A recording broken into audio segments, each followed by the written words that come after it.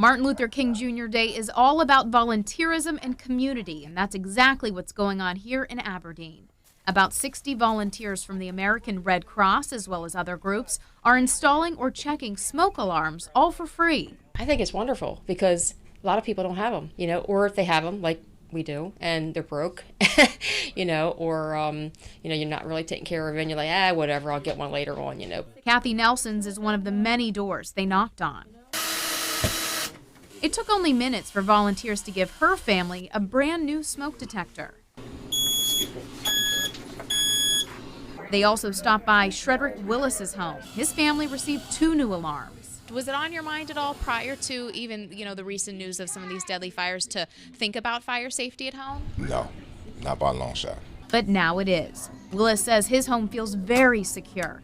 But volunteers aren't just installing free smoke detectors. Also to sit down and talk with the family about evacuation plans and what their escape plans look like. Cindy Ryan with the Red Cross says on average, families have only 2 minutes to get out of their home when there's a fire. So it is imperative that they have a plan and that all family members know to escape immediately and meet at a designated location to make sure everyone is accounted for.